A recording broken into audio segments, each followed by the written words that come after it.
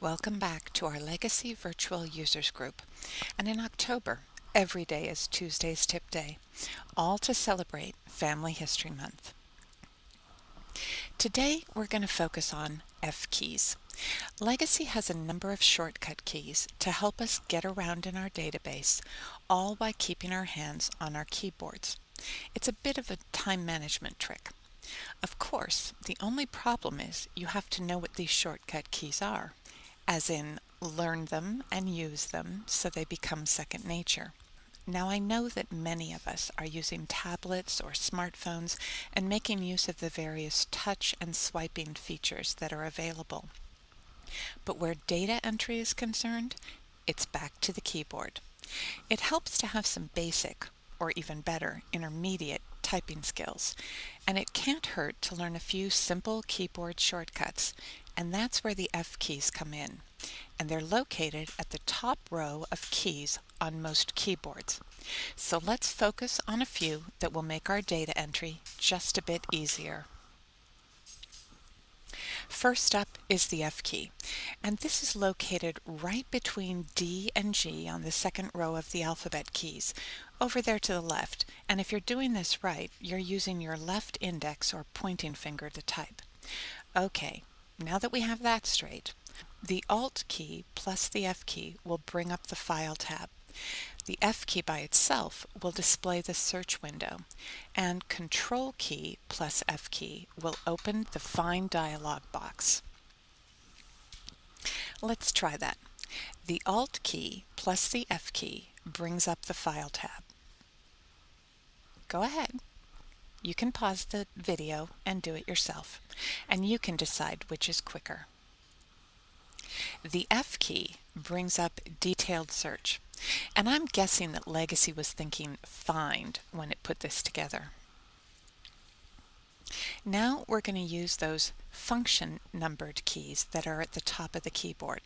So using the Alt key, down there, usually at the lower left-hand corner of your keyboard, it should be over there with the Shift, Control, FN, otherwise known as the function key, and the Windows key.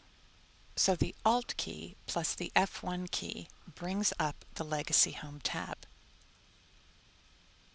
There it is. Now, if you haven't used F keys before, it might seem like this is a bit of work, especially when you can simply click on the Legacy Home tab. But that means taking your fingers off the keyboard.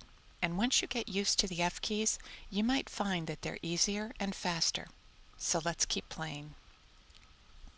So the Alt key plus the F2 key brings up the Legacy Family tab. And there it is. The Alt key plus the F3 key brings up the Legacy Pedigree tab. Now F3 has another function, and we'll get back to that one a little later. And there you have it. The Alt key plus the F4 key brings up the Legacy Descendant tab. And again, F4 has a few more tricks up its sleeve, but we'll check that out in a bit. And there you have the Descendant view.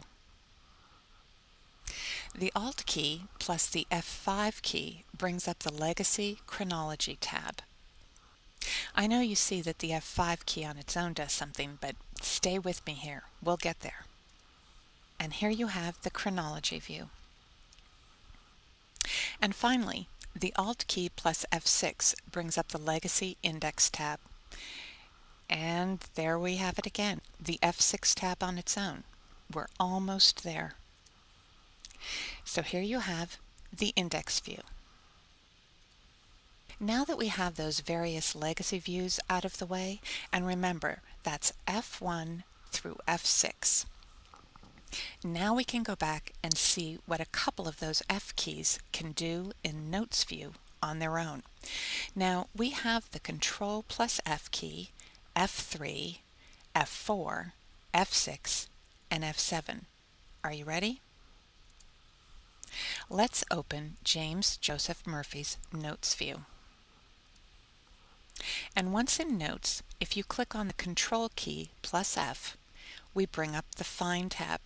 So we could ask our program to find Pierce, capital P-I-E-R-C-E in the Notes section and ask it to start at the beginning of the note, find the whole word only, and or match the case.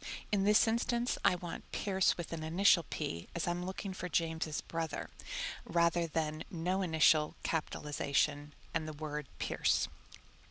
And we can click on or press the F3 key to find the next instance of Pierce throughout the entire note document. And once I clicked on Find, the program went right to Pierce, and clicking on F3 brought up the next instance. Now go ahead and pause the video if you want and try playing around in your legacy program. It's okay, I'll wait. Clicking on F4 in the Notes view brings up Assigned Sources.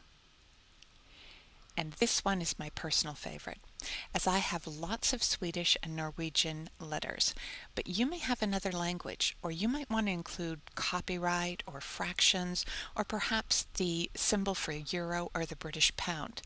And you can do that when you're in your Notes section by clicking on F6. Go for it.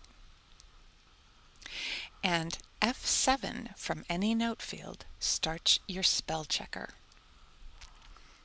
Of course, we should always take advantage of F7 to check out our spelling. You can simply click on F7, or you could mouse over to the spell check. This one's a good one to remember.